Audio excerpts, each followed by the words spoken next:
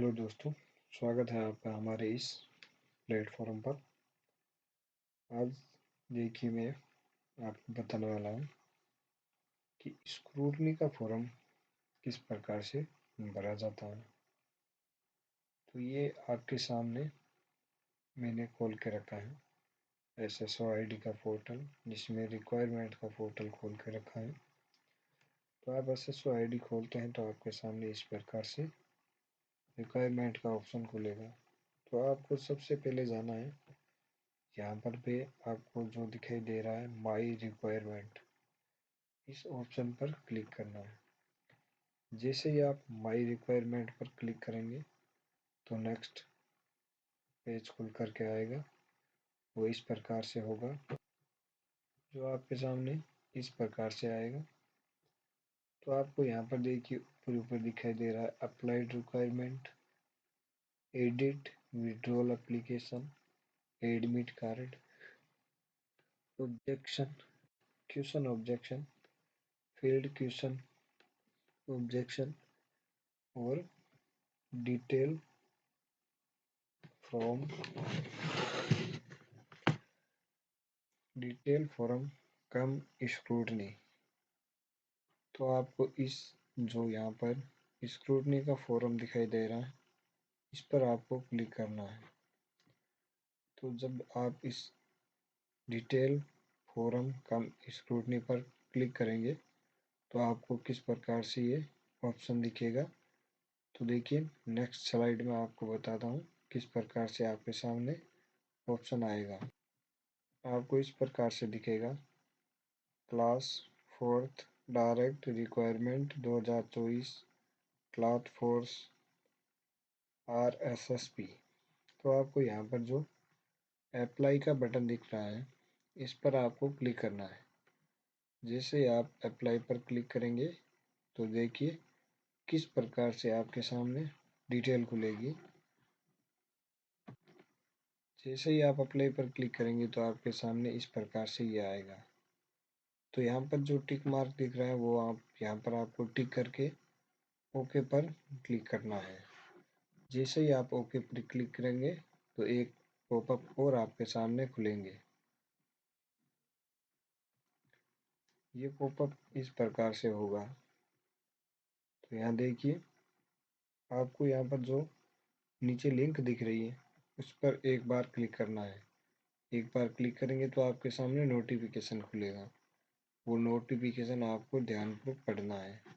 पढ़ने के बाद यहाँ पर ये I have read and understanding the information, इस पर आपको क्लिक करके ओके करते ही आपके सामने नेक्स्ट स्लाइड खुल जाएगी। ये पॉपअप हट जाएगा। यहाँ से आपके सामने इस प्रकार से ये खुलेगा।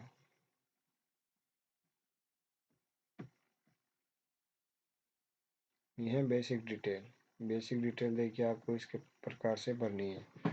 यहाँ पर रोल नंबर भरे आएंगे, यहाँ पर आवेदक पत्र क्रमांक संख्या अपना आप भरे आएंगे, यहाँ पर विज्ञापन संख्या भी भरी आएगी। पद कोड आपको कुछ भी नहीं भरना है। पद कोड जिसमें भरा जाता है जिसमें पद एक ही भर्ती में अलग अलग पद निकले हैं तो उसमें भरा जाता है। जैसे कि अभी लैब असिस्टेंट में भरे पद है तो उसमें जियोग्राफी के अलग है, साइंस के अलग है, तो उसमें पद क्रम भरे जाते हैं, इसमें नहीं भरे जाते 4th ग्रेड में। यहाँ पर देखिए विभाग का नाम आ गया है राजस्थान कर्मचारी चयन बोर्ड। नेक्स्ट है यहाँ पर आएगा आवेदक का पूरा नाम। यहाँ पर पूरा नाम इंग्लिश में आए। यहाँ पर आएगा पता हिंदी में, पिता का नाम हिंदी में।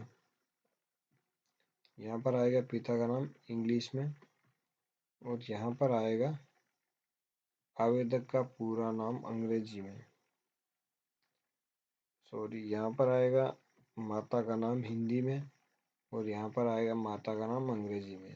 उसके बाद आएगा आवेदक की जन्म तिथि। यहाँ पर जन्म तिथि आएगी। यहाँ पर जो आयु है वो काउंट होकर के आ जाएगी। यहाँ पर ये नागरिकता कौन सी वो आएगी। यहाँ पर OBC नॉन क्रिमिनल श्रेणी से फॉर्म भरा है वो आएगी। यहाँ पर आपने जो भरा है वो खुल करके ऑटोमेटिक सामने आ जाएगी। यहाँ पर धर्म हिंदू हो गया, यहाँ पर वैवाहिक स्थिति ना हो गई यानी कि अनमेरिड है।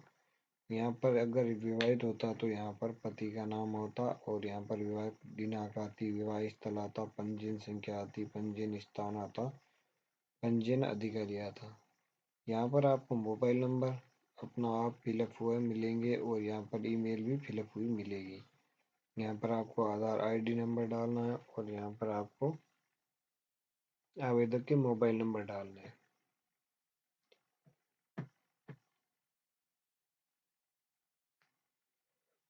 यहाँ पर आपको संतान संबंधी विवरण डालना है। यहाँ पर क्या आप अनुसूचित क्षेत्र के निवासी है, यहाँ पर हाँ या नहीं में डालना है। अनुसूचित क्षेत्र के नहीं है तो नहीं डालना है, और हाँ है तो यहाँ डालना है। देखिए नेक्स्ट स्लाइड में, यहाँ पर देखिए कुल संतान का विवरण भरना है। अगर आप अनमेरिड हैं तो यहाँ पर कोई संतान का विवरण नहीं भरना है। अगर आप यहाँ पर मैरिड होते हैं तो यहाँ पर बच्चों की संख्या डालनी है, और उसके बाद जितने भी बच्चे हैं उनका नाम डालना है, जन्म तिथि डालनी है, जीवित पुत्र पुत्रियों के नाम और जन्म तिथि डालनी है। उसके बाद भूतपूर्व सैनिक हैं तो यहाँ यस करना है, अन्यथा नो करना है। एनसीसी है तो यहाँ करना है। उत्कृष्ट खिलाड़ी हैं या नहीं है, सेवारत कर्मचारी हैं या नहीं है, वो यहाँ पर डिटेल भरनी है। उसके बाद आप यहाँ पर राजस्थान के मूल निवास कहाँ कहाँ का है वो डालना है। यहाँ पर मूल निवास आ गया राजस्थान का, जिला बीकानेर है, तहसील या सिटी यहाँ पर नोखा या जो भी आपकी है वो डाल सकते हैं।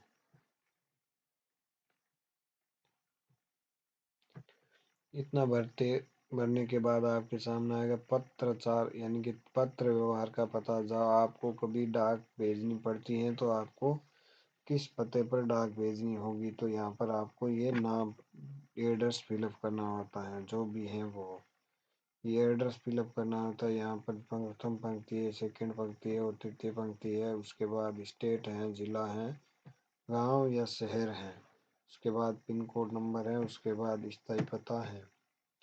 एक स्थायी और एक अस्थायी पता होगा। स्थायी पता में अगर आप जहाँ रह रहे हैं वहीं पर आपका स्थान है तो सेव होगा,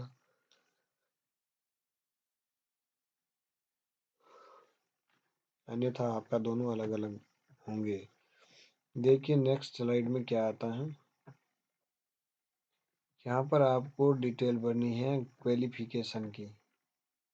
क्वालिफिकेशन डिटेल यहाँ पर 10वीं पास आ गई, यहाँ पर आएगा 10वीं पास विद्यालय या बोर्ड का नाम।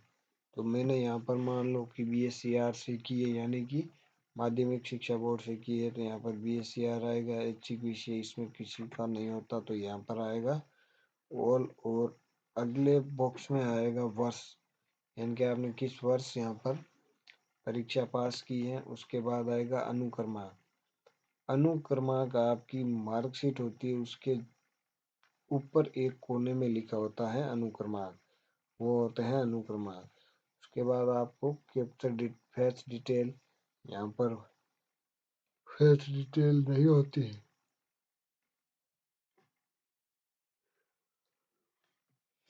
उसके बाद यहाँ पर आपको परसेंटेज मिलेगा, तो परसेंटेज यहाँ पर रहने देना। उसके बाद आपको मिलेगा कि मैक्सिमम नंबर कितने हैं। उसके बाद आपको ऑप्टन मार्क यानी कि आपको मार्क मिले कितने हैं। उसके बाद आपके आएंगे परसेंटेज। उसके बाद आपका आएगी जो डिटेल रिजल्ट जारी की तिथि होती है वो आएगी, कितने तारीख को रिजल्ट जारी हुआ है।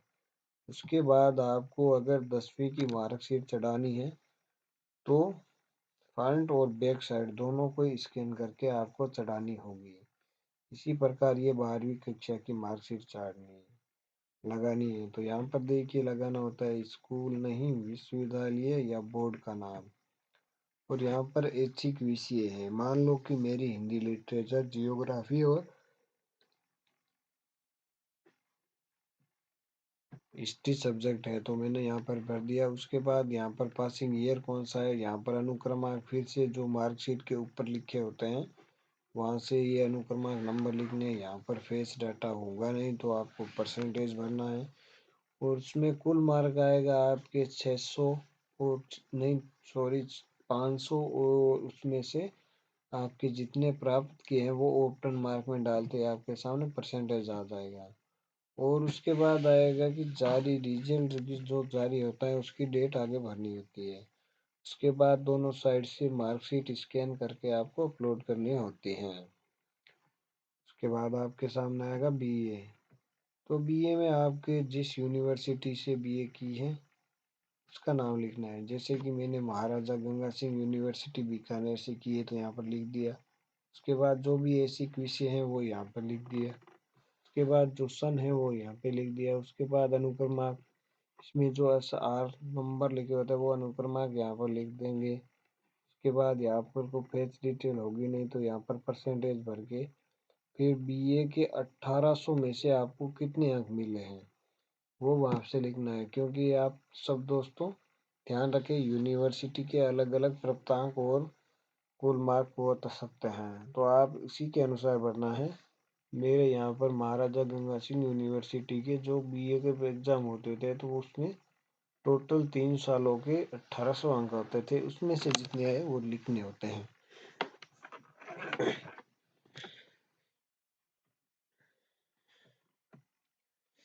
फिर देखिए आपके सामने आगे क्या आता है। आपने अगर कुछ अलग किया है तो यहाँ पर भर सकते हैं, अन्यथा आप जो इस में देख के यहाँ पर लगाया है जो आर्टिफिशियल होती है वो तो मैंने यहाँ पर लगा दिया, Rajasthan state certificate in information technology. उसके बाद यहाँ पर आर्टिफिशियल आ गया। यहाँ पर देखिए क्या आएगा, यहाँ पर आएगा वर्ष किस वर्ष में पास किए, यहाँ पर आ जाएगा जो नंबर लगाना है लर्नर नंबर लगा सकते हैं यहाँ पर। उसके बाद फेच डाटा होगा। उसके बाद आएगा परसेंटेज।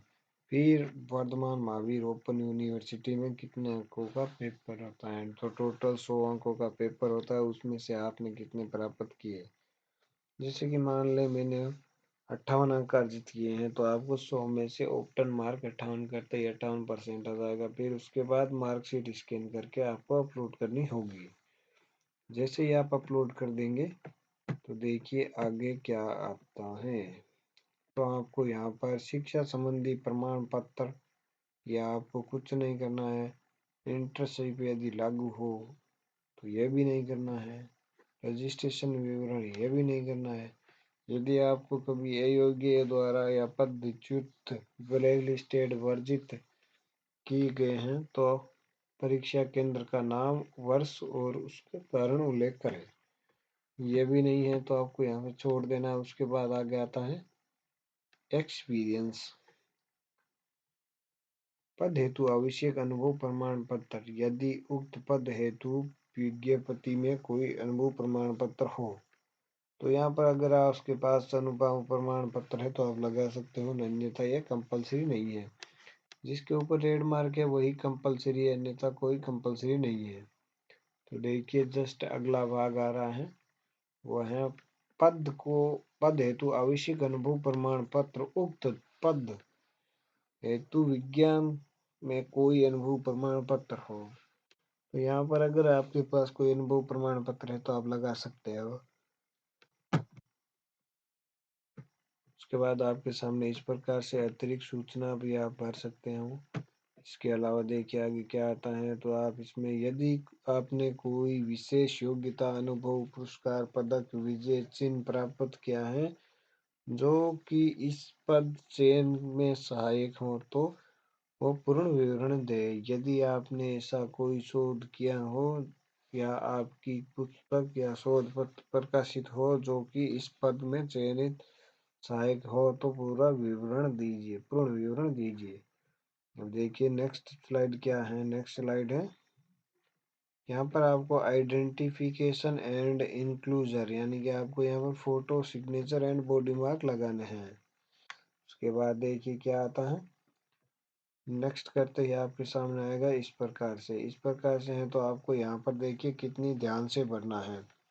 तो यहाँ पर भरना है अभ्यर्थी की अनिवार्य शैक्षणिक योग्यता विज्ञप्ति में निर्धारित योग्यता के सर्वथा अनुरूप हैं या उससे भिन्न किंतु समकक्ष हैं, तो आपको यहाँ पर यस करना है।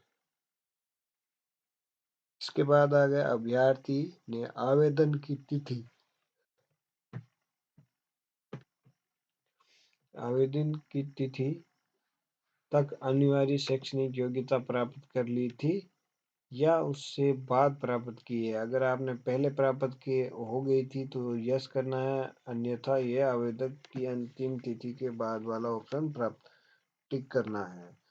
तीसरा पॉइंट है, यदि अभ्यर्थी द्वारा आवेदक के समय अनिवार्य शैक्षणिक योग्यता में उत्तीर्णता प्राप्त नहीं की थी, तो क्या अभ्यर्थी आवेदक की तिथि तक उस परीक्षा में अंतिम वर्ष की पाठ्यक्रम की परीक्षा में सम्मिलित हो चुका हो, तो ये भी नहीं है। उसके बाद आएगा कि अभ्यर्थी द्वारा अनिवार्य शैक्षणिक योग्यता आयोग की इस परीक्षा की तिथि तक उत्तीर्ण कर ली गई और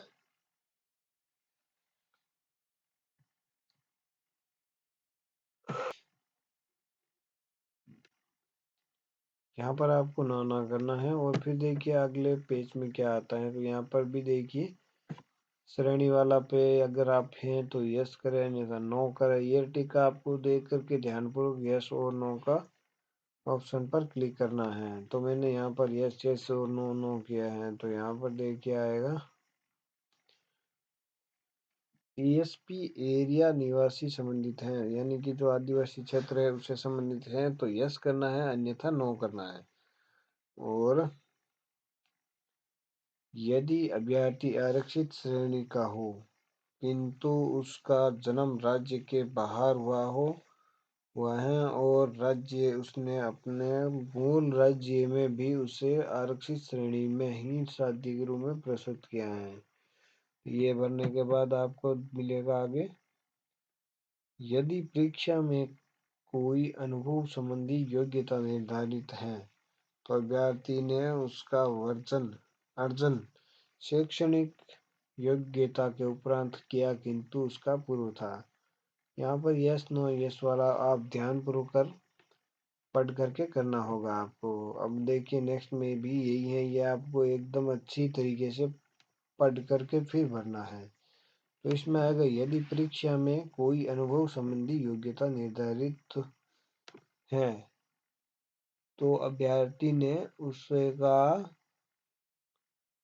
अर्जन शैक्षणिक योग्यता के उपरांत किया है या उससे पूर्व शैक्षणिक योग्यता के उपरांत किया है। उसके बाद आएगा, यदि अनुभव योग्यता संबंधी निर्धारित है तो अभ्यर्थी ने उसका अर्जन आदेश की अंतिम तिथि के उपरांत किया है या नहीं। तो यहाँ पर आएगा आवेदन की अंतिम तिथि से पूर्व है। अगला है, क्या अनुभव संबंधी योग्यता विज्ञप्ति में निर्धारित योग्यता शर्त है अनुरूप है या उससे अलग है, तो शर्त है अनुरूप आएगा। उसके बाद आपके सामने आएगा अभ्यर्थी की विज्ञप्ति में निर्धारित तिथि आयु क्या है। और जो आप विद्यार्थी जो फॉर्म भरा था उस समय आपकी उम्र कितनी थी, तो वो यहाँ पर आएगी। उसके बाद है, विज्ञप्ति के अनुसार निर्धारित तिथियों की आयु सीमा कितनी है, तो ये आएगा 18 और 40। उसके बाद देखिए नेक्स्ट क्या है, नेक्स्ट है आपको अगर 5 नंबर की छूट चाहिए, यानी कि आपकी उम्र निकल गई है और आपको कुछ भी हो आपको टाइम और चाहिए, तो यहाँ पर आपको टिक करके कारण दे करके आप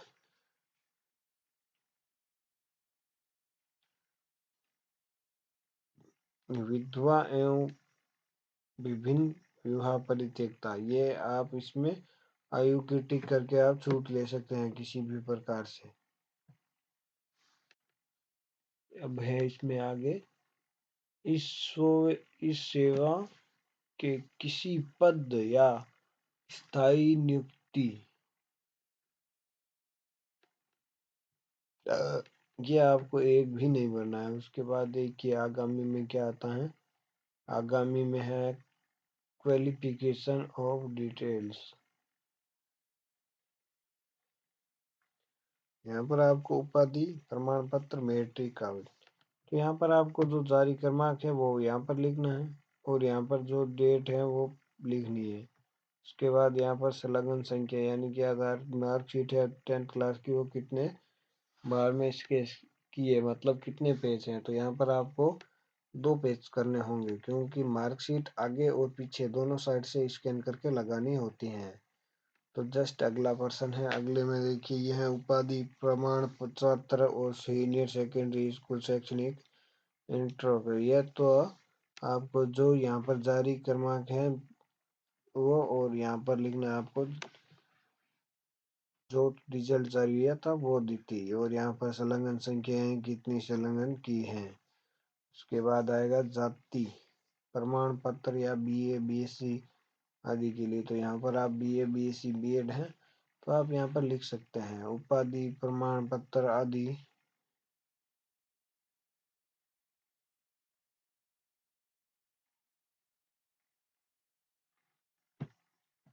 अब देखिए अगला प्रश्न क्या है, यहाँ पर आपको दोस्तों समझ में आया क्या क्या करना है। यहाँ पर देखिए उसके बाद आता है अधिक प्रमाण पत्र एवं, यहाँ पर देखिए यहाँ उपाधि है जो वहां पर लिखनी है, और यहाँ पर है चरित्र प्रमाण पत्र, तो यहाँ पर सीसी लगाना है। तो यहाँ पर आप इसका क्रम संख्या 01 लगा सकते हैं, और यहाँ पर डेट जब की बनी हुई है वो डाल करके यहाँ पर सब्जेक्ट को जो मार्कशीट आप देते हैं उनकी ऑफलाइन मार्कशीट को स्कैन करके ऑनलाइन करना होता है। तो आप इसी प्रकार मूल निवास का करते हो, मान लीजिए तो मूल निवास में आपको जो आप क्रोम डेटा चलाते हो क्रोम में फाइल, तो ये फाइल आपको यहाँ पर अपलोड नहीं मिलेगी, और आप मोजिला में चलाते हो तो आपको यहाँ पर फाइल मिल जाएगी चूज करने की। उसके बाद है अनापत्ति प्रमाण पत्र की आवश्यकता है नहीं।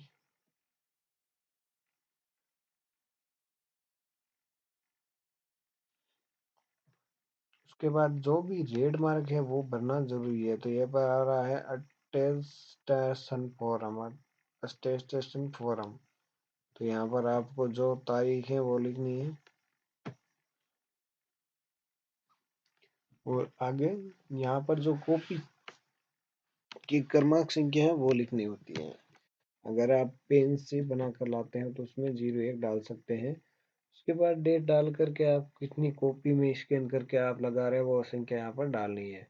फिर है बच्चों की घोषणा पत्र, यहाँ पर बच्चों की घोषणा पत्र के भी 01 लगा करके जिस डेट पर आपने स्टाम्प खरीद के लगाया है वो लगा सकते हैं। और इसके बाद है घोषणा से संबंधित, घोषणा से संबंधित है तो यहाँ पर घोषणा संबंधित आपको प्रूफ देने होंगे स्टाम्प पर लिख करके। उसके बाद दहेज निरोधी राजपत्रित अधिकारी यानी कि 2 सरकारी लेक्चरार होने चाहिए, उसके चरित्र पर साइन करके लगाया हुआ हो।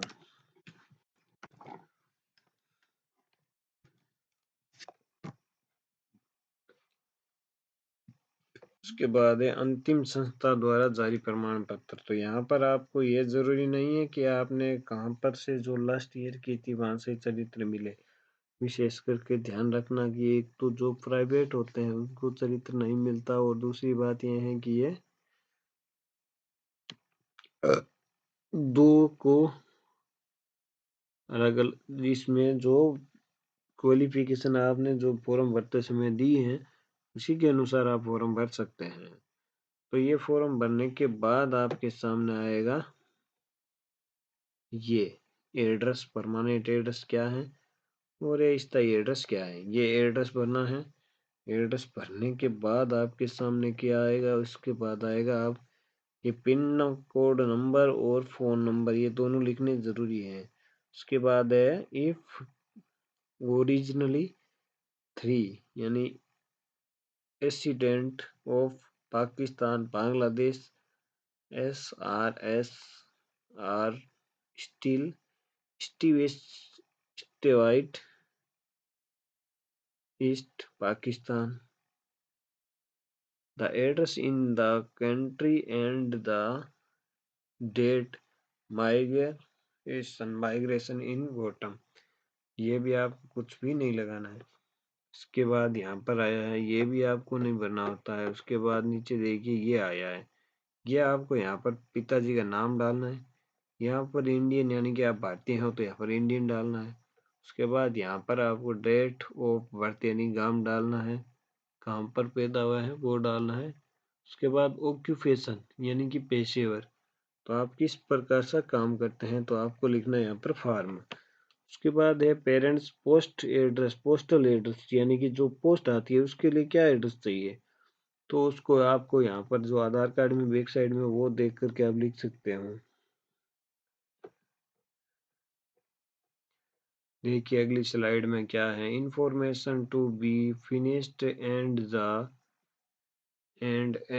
और directorate in case there are studying in the foreign country, इनकी जो विदेश से आए हुए हैं उनको यहाँ पर लिखना है।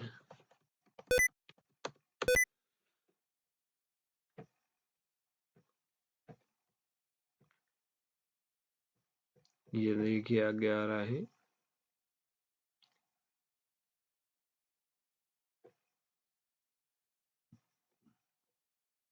यहाँ पर देखिए आपको जो स्कूल का नाम है वो डालना है, यहाँ पर स्कूल का एड्रेस डालना है, यहाँ पर डायरेक्ट यानी डिस्ट्रिक्ट डालना है, उसके पिन ऑफ कॉलेज या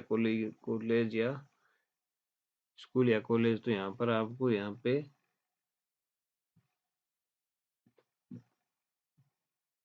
एड्रेस में यार है पिन नंबर डालना है। उसके बाद इंट्री यानी कि आपने जिस कक्षा के यहाँ पर डिटेल भर रहे हैं उस कक्षा में कब प्रवेश लिया और उसके बाद आपने कब कोर्स को समाप्त किया। उसके बाद आएगा एग्जामिनेशन पास यानी कौन सी क्लास आपने पास की है। तो नेक्स्ट आएगा आपके सामने, यहाँ पर लिख सकते हैं नेम में लिख सकते हैं जो भी आपने जिस स्थान से आपने 12वीं कक्षा को पास किया वो। उसके बाद यहाँ का जो एड्रेस है वो डालना है। उसके बाद डिस्ट्रिक्ट ऑफ स्कूल यानी जिस जिले में स्कूल है वो यहाँ पर जिस जो जिला डालना है। उसके बाद pin of the school college यानी कि आप स्कूल या कॉलेज में पिन अप किया है आपके लिए। उसके बाद आपके सामने यह आया है, are you holding at the any time held in appointment under the central government state UIC government boy and एडमी ऑटोमेटिक माउस, ये भी नहीं भरना है आपको और ये भी आपको नहीं भरना है, ये आपको भरना है। हैज एंड FIR नेवर, ये आपको नहीं लगा सकते। तो ये आपको यहाँ पर ये आपको यहाँ यस और नो में उत्तर मांगेंगे, जो आपको यस और नो में उत्तर डालने हैं वो यहाँ पर अलग अलग ऊपर और नीचे वाला ऑप्शन भर सकते हैं। तो देखिए इसमें क्या करना है, इसमें भी आपको अच्छी तरीके से पढ़ करके आपको गोली लेनी है। उसके बाद है आपके सामने आया है नेम ऑफ फर्स्ट पर्सन, यहाँ की जो अटेस्टेशन फॉर्म होता है उसमें 2 साइन होते हैं, 2 साइन में से एक का यहाँ पर नाम लिखना है और यहाँ पर सेकंड का यहाँ पर नाम लिखना है। उसके बाद आपको देखिए सेव एंड नेक्स्ट करना है। जैसे ही सेव एंड नेक्स्ट करते हैं तो उसके बाद क्या होता है देखते रहिए। ये भैया यहाँ पर हो गया पूरा। तो अब देखिए आपको क्या करना है, ये फॉर्म भरने के बाद देखिए अभी तक कोई प्रक्रिया शुरू हुई नहीं है और उसके बाद क्या होता है आप इस वीडियो में देखिए। और आपको अगर वीडियो पसंद आता है तो लाइक करें, शेयर करें एंड सब्सक्राइब करें और ज़्यादा से ज़्यादा कमेंट करें। धन्यवाद।